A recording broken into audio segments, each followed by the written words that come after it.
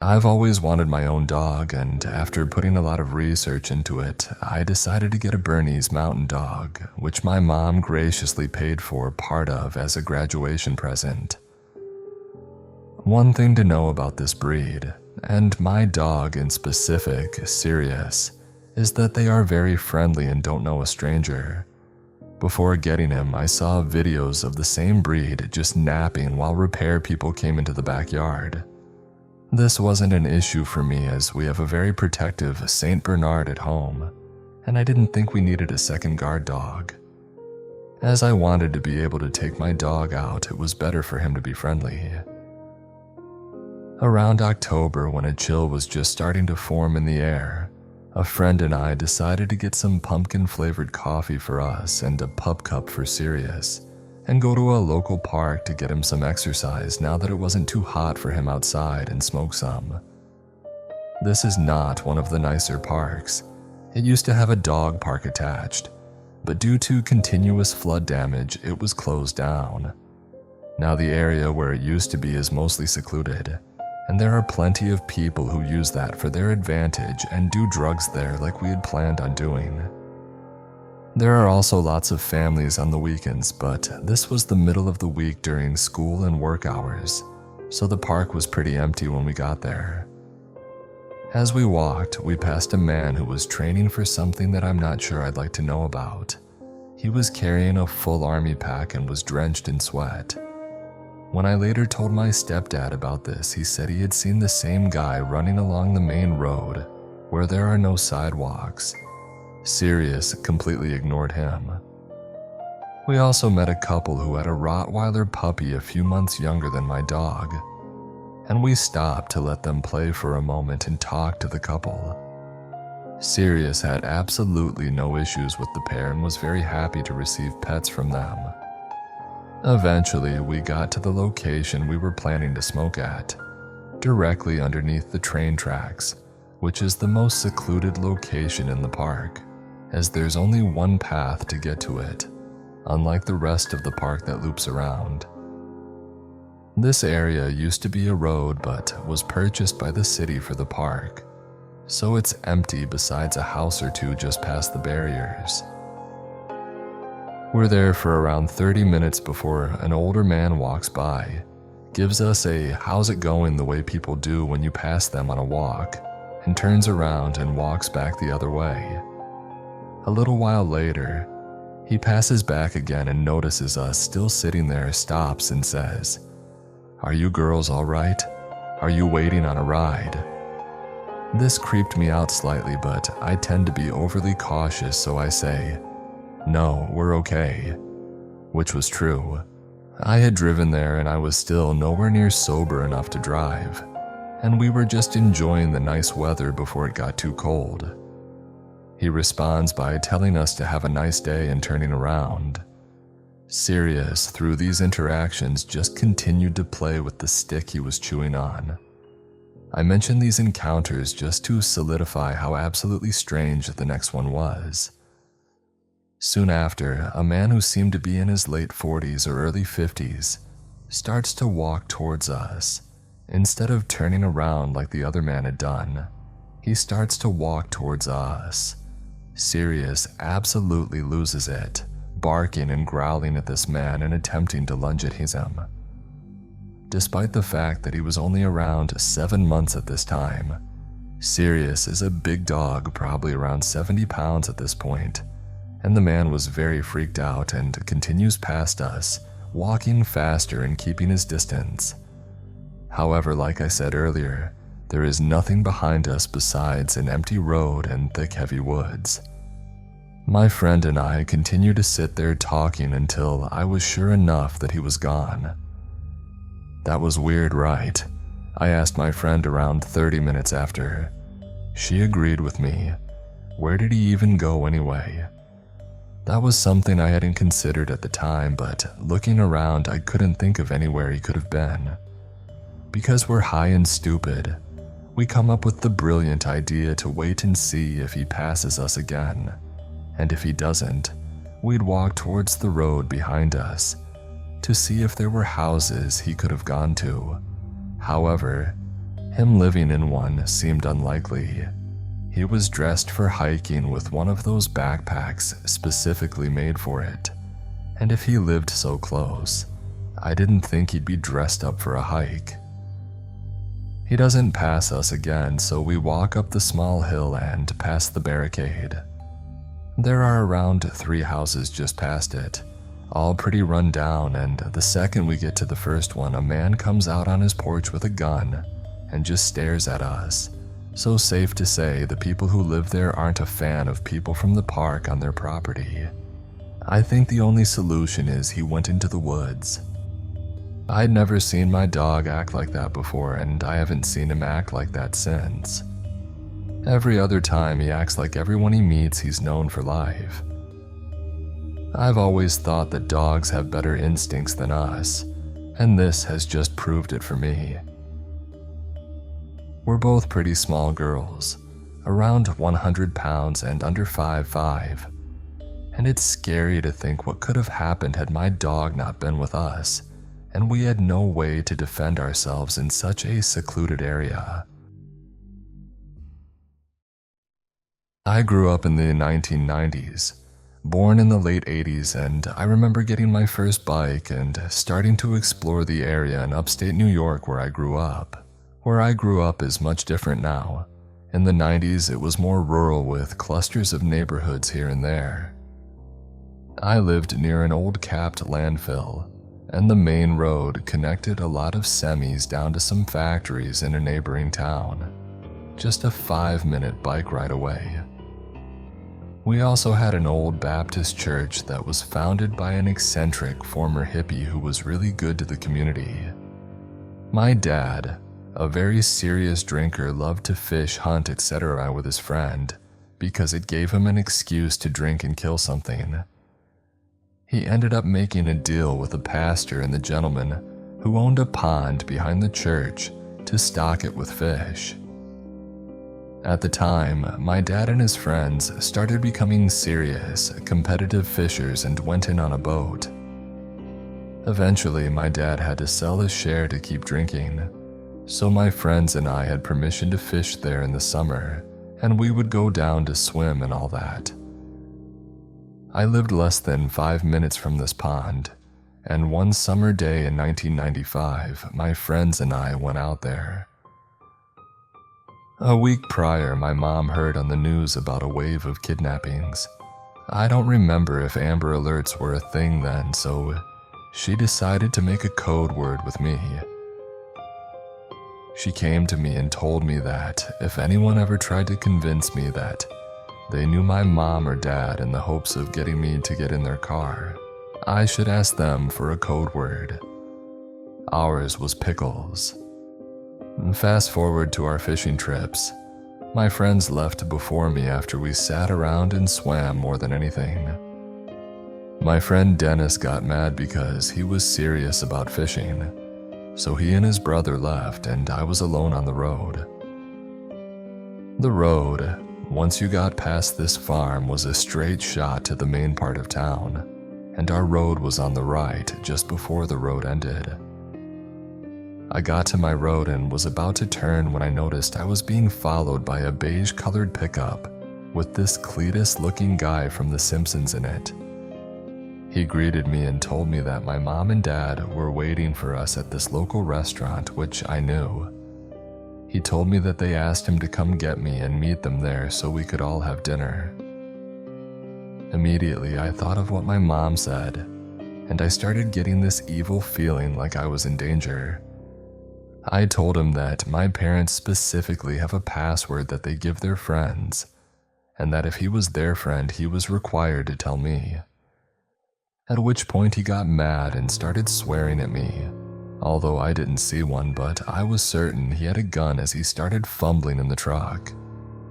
I turned and started pedaling down my road, screaming for help and that I was in danger. He jerked his truck to follow, but I was making too much noise and was already at my house, so he just took off. When I got home, my mom was there and I was hysterical. I asked her why she would ask such a mean friend to pick me up. I told her what happened, but she didn't believe me.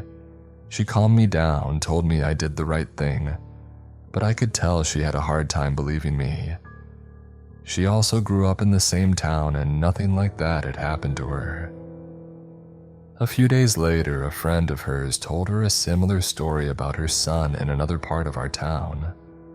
The police then got involved, and the cops came and talked to me. I gave them the same description of the man, the truck, and what had happened, etc. I don't know if the guy was ever caught. I used to be very bitter at my mom for not believing me, but I now understand the confusion she had. Instead of reacting, she tried to console me and keep an eye on everything. My dad, on the other hand, was more vigilant about it and would ask me all the time when he took me out if someone looked like that guy or if a truck looked the same as the one I saw. I hope no other kids were harmed by him. This happened while in my early 20s. My best friend was always getting into risky situations. While she did various drugs, I was always more of a pot enthusiast. When they said pot was a gateway drug, I believe it's true to a certain extent with those who have addictive personalities. She definitely developed an addiction issue later on.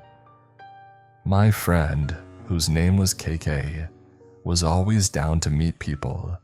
She used to friend random people on Facebook or Instagram. She would ask me to hang out so that way, when she met people, I was the buffer just in case they didn't like each other. One day she came over to my house unannounced and was like, "Hey, let's go to my uncle's house because her aunt was there and her aunt had some goods." Her aunts happened to be down the road. Her aunt and her uncle were known as dealers in the area, so we went. When we got there, she was like, "Hey, I met this guy online, he goes by Joey Crack." Then she shows her aunts his pictures. A wide-set man with a red goofy face, cornrow braids, face tattoos, and a gold grill. I laughed and said, "Wow, Kay, you really know how to pick them." She had already invited him over, so upon his arrival, he then comes out of nowhere, just walks right up, gives Kay a hug, and everyone else there a kiss on the cheek. This part of town there was nothing around, just houses, a school, and woods. The closest store was about 20 minutes away, so it struck me as odd that he walked here. So it was me, Kay, her aunt, and the aunt's friend. We sit and get 3 joints in rotation. By this time, both aunts are high as a kite on coke. They take a few puffs, then go inside the house, leaving me, Kay, and Joey Crack outside. Joey then starts asking us questions like how we know each other, what we do for a living, etc. It was getting late, so I was telling her I was going to go home. She was like, "No, don't go yet." I told her I was tired and that Joey is weird, and he kept low-key hitting on me. She then tells me he asked to sleep with her and he wanted to ask her to ask if I was down. I laughed it off and said, "Yeah, crazy." And after a while of silence, I deflected and heard some noise that was in the darkness. "Did you hear that?" After a bit of small talk between him and Kay, he then learned that neither one of us was interested. It was just a hangout. This then turns the mood, you can feel it. It was suddenly eerily quiet. He got reserved and shifty-eyed. I sat down for a while just to please Kay. At one point I turned to Joey, knowing he walked here and it was dark by now. "What are you about to do? 'Cause I'm about to go home and Kay's coming with me." He was like, "I just texted my boy, he's about to come get me." When he was texting, Kay was right behind him watching him text. Her eyes grew wide and she looked at me. That was silent girl code for what the heck. Kay broke the silence and was like, "Hey, come help me get his thing from inside to bring it out." So I did. We went inside and she was like, "I'ma call my uncle so he can take us to your place." And I was like, "Why? My house is like a 10-minute walk." She said because when she was looking at Joey's text, he sent to whoever was coming to pick him up the information of all of us here. He noted that her aunts were high on coke, as were we along with our age. He was telling his boy to come over to basically rob and assault us, and called dibs on the blonde one. I was the blonde one. Every hair stood up on my body with the thought of some gross goon trying to have his way with me. I was mad because she got me into this mess. We came back out and continued our conversation with him so he wouldn't get suspicious of us. She mentions out loud that her uncle was on his way home. As he pulls in, a sigh of relief comes over me. They speak briefly and Joey then departs into the darkness before his ride even shows up. Kay and I get a ride from her uncle to my house. On the ride, we noted how weird Joey was. Later that night, as I was going to bed, I checked my Facebook, and I have a friend request from Joey and a message. "You're so pretty. I would love some alone time with you without your friend." The message ended with his number. I never blocked someone so fast. After this, Kay didn't learn her lesson, but that's another story for another time. A week later, Joey was in the news. He was wanted for assault, robbery, and drug possession. A bullet well missed on my part. Joey crack, let's never meet again. It was a Friday night, and I had gone to bed early as I had work on Saturday morning. After reading in bed for a bit, I drifted off at around 10:30 p.m., only to wake up about an hour later to loud screams and people yelling harsh words. I thought my girlfriend was watching a movie with the volume way up, and I went out into the living room to ask her to turn it down a little. Instead, the TV was off, and my girlfriend was staring at the front door with her eyes wide. Our apartment is on the ground floor of the building, so our front door opens directly out into the lobby of the building. The voices in question were coming directly from the lobby. I could not make out specifics. In my defense, I was half asleep and the language of the country I live in is not my first language. But there was a lot of verbal aggression involved. My first thought was that it was some kind of domestic dispute, but after listening, I realized it was a group of men that sounded extremely aggressive. I looked at the WhatsApp group chat for my apartment building, and to my horror, saw a message from one of the people in it that there were intruders in the building and that we should not leave our flats.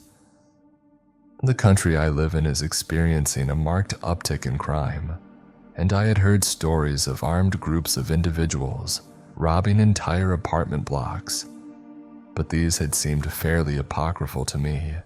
However, that was my first thought, that these individuals would forcefully enter our premises and rob us. One of my dogs started to growl at the commotion outside. I shushed him and thankfully he obeyed.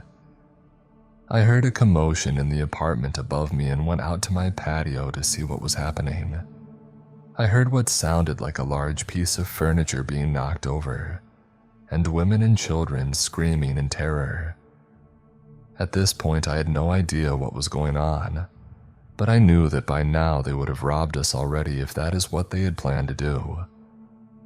My girlfriend and I decided to hide in a small shed at the end of our patio, monitoring the group chat on our phones.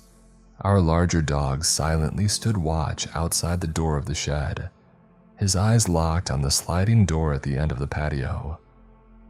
I would find my smaller dog later, cowering between the washing machine and the dryer. After 10 extremely tense minutes, I heard the screeching of tires, signaling what I hoped was the perpetrators fleeing the scene. Eventually, someone in the group chat said the authorities had arrived, and breathing a huge sigh of relief, I came out of hiding and opened the front door.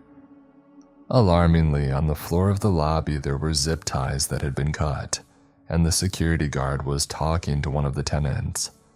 The man was bleeding from a large gash on his face and looked extremely shaken.